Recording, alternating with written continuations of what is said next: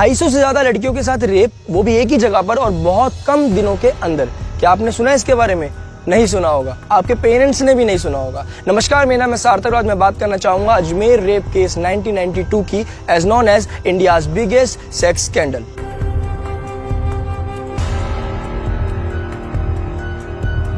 राजस्थान की एक बहुत ही पॉपुलर सिटी है अजमेर। 1992 में अजमेर में एक स्कूल हुआ करता था जो अभी भी है, सोफिया सीनियर सेकेंडरी स्कूल।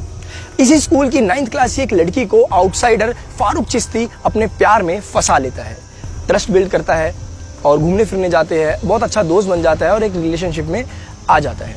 इस लड़की के साथ फारूक चिश्ती दोस्ती गहरी करता रहता है और एक दिन वो फार्म हाउस पे इस लड़की को लेके चले जाता है। जब फार्म हाउस पे लड़की पहुंचती है तो फारूक चिश्ती इस लड़की के साथ सेक्स करता है और सेक्स करने के दौरान फारूक चिश्ती कुछ ऐसी फोटोज क्लिक कर लेता है जो आप समझ सकते हो।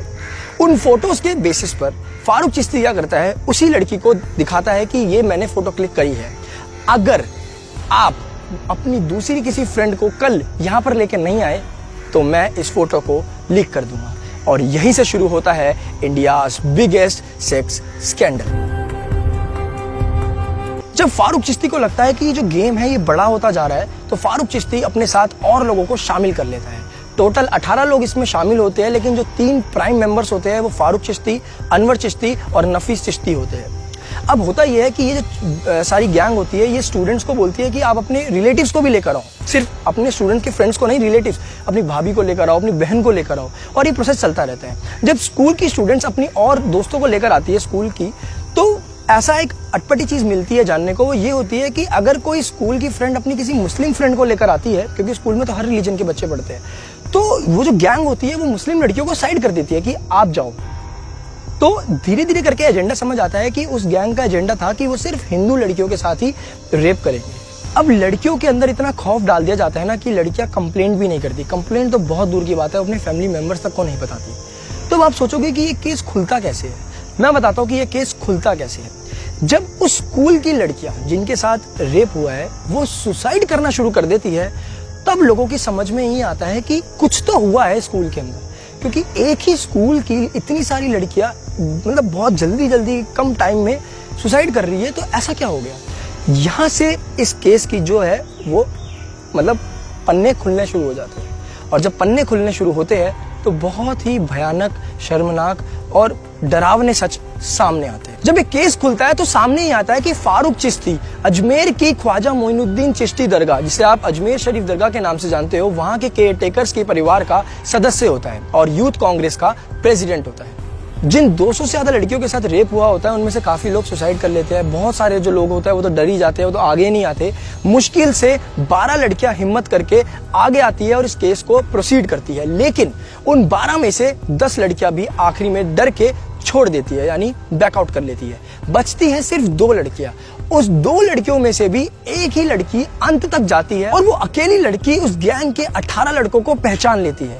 1992 के 6 साल बाद यानी 1998 में उन 18 लड़कों में से 8 लड़कों को सजा होती है, वो भी उम्र कैद, जो 2003 में सुप्रीम कोर्ट कम करके सिर्फ 10 साल की कर देता है। 2007 में मेन एक्यूज फारूक चिश्ती को अपराधी घोषित कर दिया जाता है और 2012 में सलीम चिश्ती जो फरार था उसको राजस्थान पुलिस अरेस्ट कर लेती है।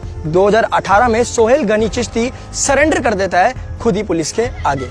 1992 में जब ये केस सामने आता है तो कांग्रेस जो है वहां के लोगों को मैनिपुलेट करने के लिए ये कहती है कि इस केस को आप ज्यादा मत बोलो, क्योंकि इससे ये होगा कि पूरे देश के अंदर कम्युनल वायलेंस हो सकता है, 2 रिलीजन के लोग जो है वो आपस में भिड़ सकते हैं, 2 कम्युनिटी के बीच में क्लैश हो सकता है, क्योंकि उस पूरे केस के अंदर एक पर्टिकुलर जो कम्युनिटी थी वो शामिल होती है। तो अब उन पर कुछ बात ना आए, देश की माइनॉरिटी पे कोई कुछ ना कहे, तो कांग्रेस उस जगह पर ये चीज एक स्प्रेड कर देती है। और साथ ही साथ एक चीज और सामने आती है कि उस जगह के अजमेर की जो लड़कियां होती है उनसे कोई शादी ही नहीं करता। मतलब काफी सालों तक ऐसा होता है कि अगर दूर स्टेट या किसी और सिटी का लड़का या कोई भी रिश्ता आता है, बात होती है, पता चलता है कि लड़की अजमेर की है, तो सीधा मतलब लड़के वाले जो होते हैं बोलते हैं नहीं, हम अजमेर की लड़कियों से शादी नहीं करेंगे। इतना बुरा हाल अजमेर के अंदर हो जाता है। अब बात आती है इस केस से थोड़ी सी अलग पर बहुत ही ज्यादा इंपॉर्टेंट, कि हमने हमेशा देखा है कि आश्रम जैसी वेब सीरीज आपने देखी होगी, 3rd सीजन शायद आ चुका है, बहुत ही ज़्यादा लोग पसंद कर रहे हैं कि कैसे एक जो बाबा होता है वो आश्रम के अंदर बहुत गलत चीज़ें करता है। बनाई गई मूवी जो है चल रहा है। लेकिन मेरे को ये सवाल बार बार माइंड में आता है कि 30 साल हो चुके हैं इस केस को, लेकिन आज तक कोई मूवी या कोई वेब सीरीज या कुछ भी शॉर्ट मूवी भी इस अजमेर केस पर नहीं बनी। ऐसा क्यों? किसी में इतनी हिम्मत क्यों नहीं हुई कि वो अजमेर केस पर भी कुछ ऐसी मूवी या वो बना सके? जो अजमेर में 1992 में हुआ वो शायद अब तो नहीं होगा, क्योंकि हम बहुत ज़्यादा एडवांस भी हो चुके हैं टेक्नोलॉजी से और एजुकेटेड भी हो चुके हैं। हमें बहुत जल्दी भनक भी लग जाएगी अगर ऐसा कुछ हमारे आसपास में चल रहा होगा। लेकिन अजमेर जैसा नहीं, लेकिन अजमेर की जो नींव रखी गई थी वो नींव आज भी रखी जाती है, और सिर्फ एक पर्टिकुलर स्टेट या सिटी में नहीं, पूरे भारत में रखी जाती है। और वो होता है कि जो इमेच्योर लड़कियां होती है, जो 12 साल, 13 साल, 15 साल, क्योंकि अजमेर केस के अंदर भी जो एज ग्रुप था वो 11 से 20 साल की उम्र का ही था। तो आज भी इसी एज ग्रुप को टारगेट किया जाता है। जैसे फारूक चिश्ती आउटसाइडर जो था वो आया था, वैसे ही आज भी इन स्टूडेंट्स को, स्कूल गोइंग स्टूडेंट्स को प्यार में फंसाया जाता है, क्योंकि ये जो एज होती है ना, ये बहुत जल्दी अट्रैक्ट हो जाती है चीज़ों से। कभी कोई किसी लड़के की हाइट से अट्रैक्ट हो जाता है, कोई उसकी फेस कट से अट्रैक्ट हो जाता है, कोई बियर्ड से अट्रैक्ट हो जाता है, कोई हेयर स्टाइल से अट्रैक्ट हो जाता है, कोई लग्जूरियस जो लाइफ वो जी रहा होता है उससे अट्रैक्ट हो जाता है, और कुछ इंसान को पागल, मतलब इन द सेंस की प्यार की बातें कर कर, ट्रस्ट बिल्ड करके आज भी जो है वो ये सब चीज़ें होती है। तो मेरा बस आप लोगों से एक रिक्वेस्ट है, अगर आप इस वीडियो को पेरेंट्स देख रहे हैं तो उनसे भी रिक्वेस्ट है, और जो बच्चे देख रहे हैं उनसे भी, कि आप इतनी जल्दी किसी से अट्रैक्ट ना हो, क्योंकि आपको नहीं पता कि सामने वाला पर्सन किस तरीके का हो सकता है। हमने कितने केसेस देखे हैं कि सामने वाला पर्सन जो है वो अपनी आइडेंटिटी को चेंज करके आता है, मतलब नाम ही बदल के आ जाता है, ट्रस्ट बिल्ड कर देता है, और ट्रस्ट ऐसा बिल्ड कर देता है कि उस पर्टिकुलर लड़की को लगता है कि हाँ भाई ये व्यक्ति है जो मेरा ड्रीम बॉय है।